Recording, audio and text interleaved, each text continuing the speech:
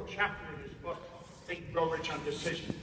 And he pointed out, without exception, all of the real successful individuals, the ones that were really making it happen, they made decisions very quickly, changed them very slowly, if and when they changed them at all. See, I think the heavyweights operate on intuition. They operate on their intuition. Do you know intuition is perfect? Do you know that spirit never expresses itself other than perfectly? Never. Never. That's a real nice thing to know. Now, I made a firm decision to change my results. The change was enormous, and it was immediate. The same can be true for anyone. My life changed so dramatically in 1961 that I never stopped studying what happened. The change was just ridiculous. I was not doing well. In fact, that's not even a good way to put it. I was doing very poorly. I was 26, and I had never accomplished anything of any consequence in all 26 years. I would not go to school.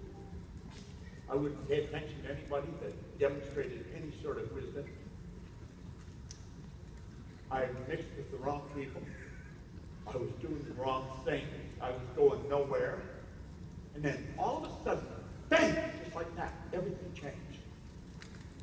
So you see, I don't wonder, I was talking to Dustin backstage, and I was saying, I don't wonder if people can change. I know they can change. And I'm not operating on something I've read.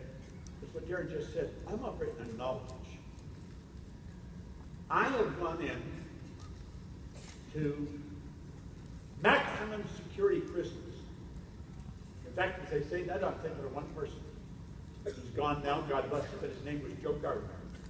Joe Gardner had shot a man in a holdup, and he almost died. If he had died, they would have hung Joe, because they were hanging people in Canada at that time. This was in Canada. He was sentenced to 27 years in Kingston Penitentiary. I had to go in there one Saturday a month, and anybody that wanted to come, they had to let them come to the meeting. They didn't want to let him come. He says he was in solitary confinement and had been for 7.5 years. I said, no. Either he comes or I don't come. Make a long story short, he was paroled to me, and I got the Canadian government to throw away his parole, give him his passport back. I was going to England to open an office, and he was the most valuable guy I had. Now, I can tell you a lot of stories like that. I was telling Darren backstage, I worked with between 11 and 16-year-olds, about 15 or 16 of them, for 1 hour a week over a 12-week period. They stood on a stage like this in front of 12,000 people in Kansas City, and the adults were taking notes. The idea that young people cannot get it is ridiculous. I think they get it faster than the older people. See, young people are making up their mind. Older people have to change their mind.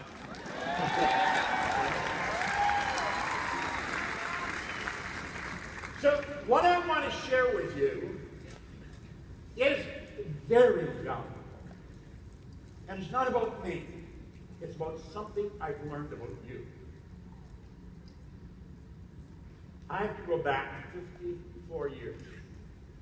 It'll be 55 years this October. And I am hooked on studying this and teaching it. I was given this book. I carry it all the time. I made a commitment in October 1961 that I would study this every day. I have studied this book every day since since 1961. Now, this was the first book I ever read. I never read a book. I never even read comic books.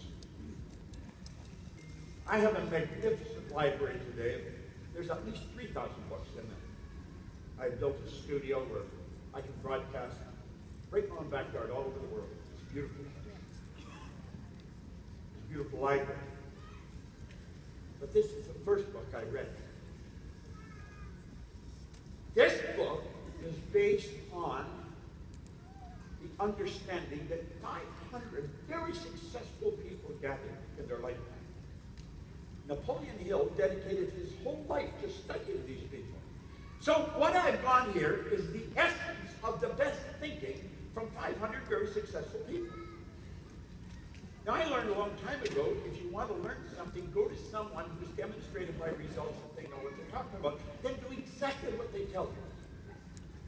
And the man that gave me this book, he said, if you do exactly what I tell you, you can have anything you want. Now, I didn't believe that. But I knew he believed it. And you know, that made a big difference. And that was a long time ago. He said, you got to study it every day, and you got to do exactly what I'm telling you. No, that's not an easy thing to do. Because if you're dealing with a 10, and you're a 3 or a 4, if you do exactly what they tell you, you can become a 10. That's very basic. But sometimes you don't understand that. Now, he told me, he said, there's only one thing you need is discipline. Now, I had been in and out of the Navy, and I thought I knew something about discipline. I thought discipline is where they have you run around the parade square with a rifle over your head or something. That wasn't discipline, that was punishment that I earned. There's a lot of it. Discipline is when we can give ourselves a command and then follow it. If that's all you take out of here, that's huge.